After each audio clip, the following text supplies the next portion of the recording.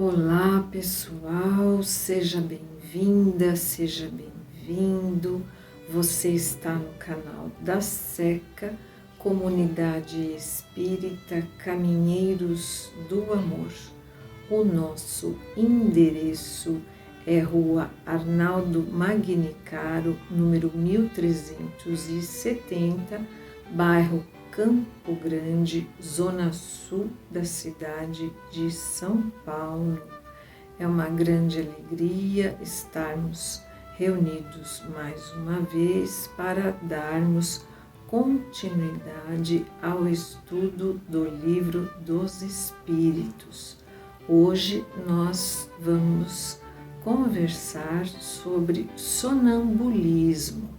Mas, primeiramente, vamos para a nossa prece, agradecendo a Deus, nosso Pai, a Jesus, nosso Divino Mestre, por mais esta oportunidade, que a reflexão de hoje possa nos trazer muita paz, muito entendimento e fortalecer a nossa fé. Que ela possa alimentar a nossa alma, renovar as nossas forças, as nossas energias, o nosso bom ânimo. E vamos aproveitar para vibrarmos pelos nossos irmãos, por todos aqueles que passam por grandes provações. Pedimos pela paz no nosso planeta Terra, paz e harmonia em todos os corações, em todas as famílias, que Jesus possa visitar todos os nossos lares e que as nossas necessidades possam ser atendidas, pois Deus, nosso Pai, conhece e sabe de todas as nossas necessidades.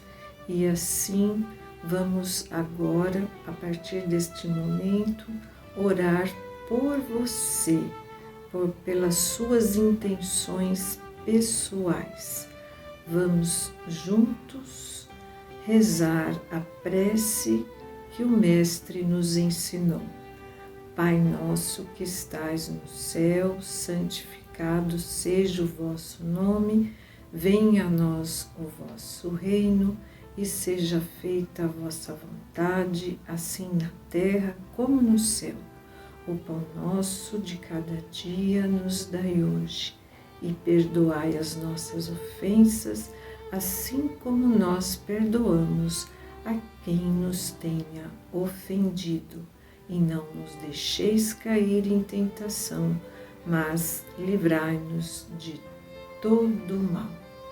Que assim seja, graças a Deus. Hoje nós vamos então continuar com o capítulo 8, livro 2, Emancipação da Alma. Nós já vimos anteriormente a emancipação da alma e hoje estamos aqui no item 5, o sonambulismo. Pergunta 425. Kardec questiona: o sonambulismo natural tem relação com os sonhos? Como se pode explicá-lo? Então, Kardec quer saber qual é a relação do sonambulismo com os sonhos. Nós vimos anteriormente que a emancipação da alma é um desprendimento dos laços que unem o espírito ao corpo, enquanto o corpo dorme. Esses laços não se rompem, é apenas um afrouxamento, e assim o espírito ganha a dimensão espiritual, vai para o plano espiritual. Ele vai ao encontro daqueles com quem ele tem afinidade, amigos, parentes, e vai fazer lá o que gosta de fazer. Então, aquela pessoa que trabalha no bem vai se engajar ali com os trabalhadores benfeitores e vai trabalhar também no plano espiritual. Aquela pessoa viciosa que dormiu embriagada vai voltar para o bar e assim por diante. No sonambulismo, o que acontece é uma emancipação da alma mais aprofundada. O afrouxamento dos laços é maior, é mais profundo.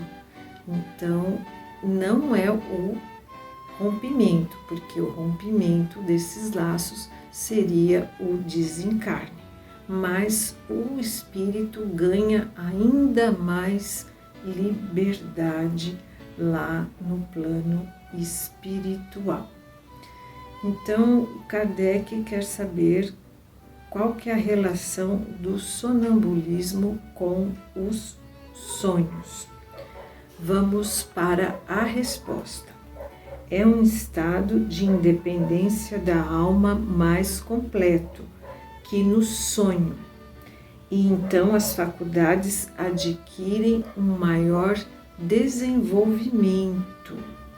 A alma tem percepções que não atinge no sonho, ou seja, são percepções mais profundas, que não atinge no sonho, que é um estado de sonambulismo imperfeito. Então vejam que aqui eles estão nos explicando que é um estado de sonambulismo imperfeito, o nosso sonho natural.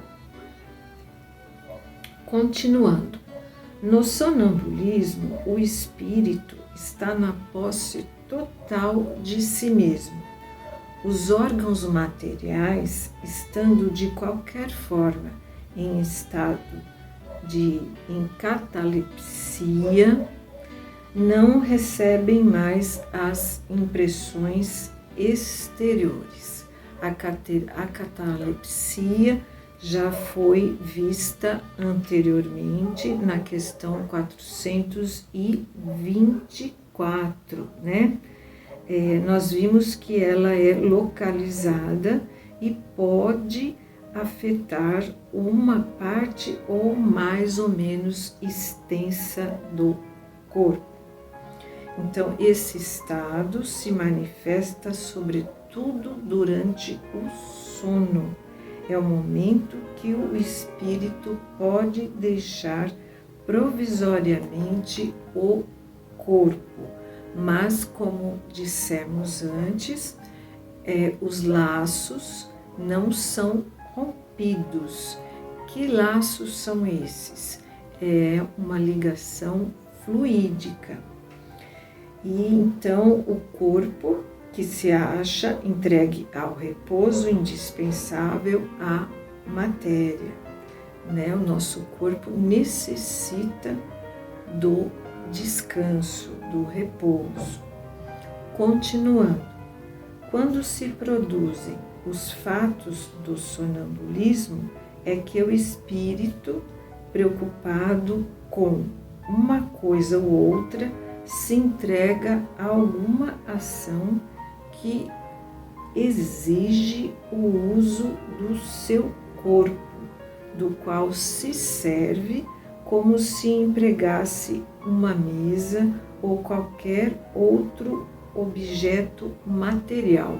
Então, como o espírito é matéria, como o corpo é matéria, o espírito age como se ele fosse um objeto qualquer, como se o corpo fosse, por exemplo, aqui ele fala uma mesa.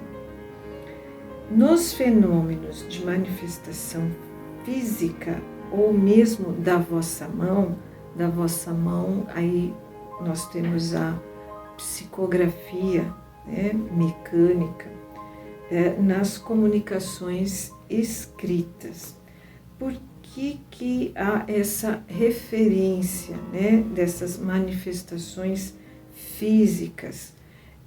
Porque aqui nós estamos tendo uma referência ao início do Espiritismo. Nós temos dois casos. O caso das mesas girantes, que aconteceu principalmente na cidade de Paris, na França, e também temos aqui o caso das irmãs Fox, né, que aconteceu nos Estados Unidos, no vilarejo de Hydesville. Só para quem não conhece, né, o caso das irmãs Fox aconteceu em 1848, no estado de Nova York. E ali surgiram, né, fenômenos. No caso dessas meninas, são duas irmãs, a Kate e a Margaret. Elas tinham, na época, 11 e 14 anos. E elas acabaram se tornando uma atração. A casa se tornou um ponto turístico. As pessoas se divertiam vendo as jovens ordenarem a uma suposta inteligência invisível que fazia barulhos e produzia pancadas na parede.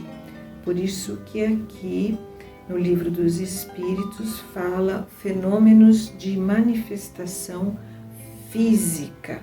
Então esses ruídos na madeira, né? Essas meninas acabaram se comunicando com um espírito através das batidas. Uma batida queria dizer sim, duas batidas queria dizer não. E assim elas foram se comunicando com um espírito que havia desencarnado e cujo corpo estava enterrado naquela casa. Ele tinha sido assassinado, né? E foram realmente encontrados, né, os restos mortais dessa pessoa, que se descobriu que ele era um homem chamado Charles Rosma, que fora morto na casa 5 anos antes. E aí o fenômeno atraiu a atenção do mundo, né?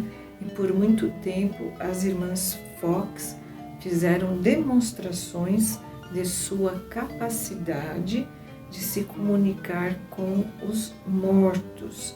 E elas acabaram virando assim, tipo uma atração circense, digamos assim. Elas iam se apresentando em salões e acabaram se submetendo à cobiça de empresários e sendo alvo de muitas polêmicas. Isso porque elas desconheciam os mecanismos da mediunidade, e tudo isso acabou fazendo com que elas se envolvessem com influências perniciosas. Muitas vezes o que acontece quando a pessoa, o médium, desconhece os mecanismos da mediunidade. Na doutrina espírita, nós temos o Livro dos Médiuns, que explica todos esses mecanismos, né, da mediunidade. Continuando. E tem também as mesas girantes. As mesas girantes foi assim o início do estudo da doutrina espírita. Allan Kardec foi convidado pelo seu amigo, o Sr. Fortier, para estudar o fenômeno das mesas girantes. Isso aconteceu um pouco depois do fenômeno de Hydelsville. Foi por volta de 1850. Allan Kardec era muito cético, porque ele era um professor, um estudioso, e ele tinha que comprovar tudo. Foi o que ele fez. A convite do seu amigo, ele esclareceu tanto o fenômeno das irmãs Fox como das mesas girantes, porque percebeu que havia uma inteligência por trás das respostas. E o que acontecia era uma comunicação com os espíritos. Quem são esses espíritos? São pessoas como nós, que viveram na Terra, que desencarnaram, mas que ainda estavam ali presas ao orbe terrestre. E esses fenômenos, que são fenômenos físicos, acontecem muitas vezes, no caso das mesas girantes, aconteciam por causa da presença de médiuns de efeito físico. Então, o efeito físico é um tipo de mediunidade que permite o acontecimento desses fenômenos. Tudo isso, gente, está no livro dos médiuns para quem quiser se aprofundar um pouquinho mais. Continuando, nos sonhos de que se tem consciência, os órgãos, inclusive os da memória, começam a despertar e recebem imperfeitamente as impressões produzidas pelos objetos ou as causas exteriores e as comunicam ao espírito, que também, se encontrando em repouso, só percebe sensações confusas e frequentemente fragmentárias, sem nenhuma razão de ser aparente, misturadas que estão de vagas recordações, seja dessa existência, seja de existências anteriores. É, portanto, fácil compreender porque os sonâmbulos não se lembram de nada e porque os sonhos de que conservam a lembrança, na maioria das vezes, não tem sentido. Digo na maioria das vezes porque acontecem também serem eles a consequência de uma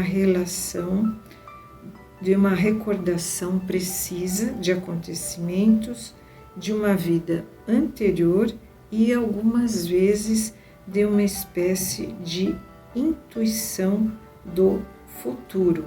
Então, o sonâmbulo, ele não se lembra de nada porque o cérebro não sofre as impressões exteriores, porque a emancipação da alma é ainda mais profunda. Então, o sonâmbulo não vai lembrar de nada mesmo.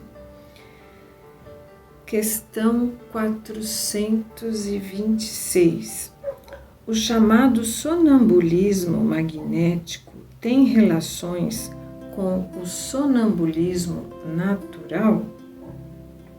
Resposta: é a mesma coisa, com a diferença de ser provocado. Ele é provocado pelo magnetizador, Você já deve ter visto aí pessoas que estão sob esse efeito, o efeito da hipnose. E assim nós vamos encerrando o nosso estudo dessa semana. Eu espero que você possa reler e refletir com calma. Allan Kardec vai colocando as questões e vai nos permitindo construir o nosso próprio entendimento à medida que nós vamos com calma refletindo. Agradeço a sua atenção, que Deus abençoe a você e a sua família. Um forte abraço.